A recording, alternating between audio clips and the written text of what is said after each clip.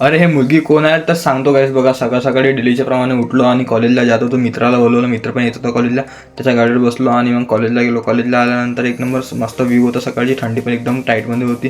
त्यामुळे चाल म्हटलं आपण चाय बी म्हटलं चाय वगैरे घ्यायला आलो. चाय वगैरे घेतल्याच्या नंतर आम्ही आलो कॉलेजमध्ये आल्यानंतर असं माहीत पडलं आम्हाला सुट्टी आहे, पण असं काही नसते यार. पण ते चाबी हरवली होती म्हणून त्या कारणाने गेट बंद होता. त्यानंतर आलो आम्ही कॉलेजमध्ये. सर तिकडे चेक करत होते आणि सरने काम दिलं होतं तू पण चेक कर आणि तिकडे बसून म्हटलं ए मजा. मग काय आम्ही आमच्या बुक्स वगैरे चेक केल्या आणि खाली आल्यानंतर आमच्या बुकच्या हाल बघा भाई कसा होती. इतक्या मेहनती आम्ही प्रॅक्टिकल लिहितो आणि हे असे करते. त्याच वेळा सुट्टी झाली भाई आणि आम्ही आलो. मग घरी आल्यानंतर सायंकाळी जायचं होतं आम्हाला लग्नाला. मग तयारी वगैरे केली, एक नंबर निघलो.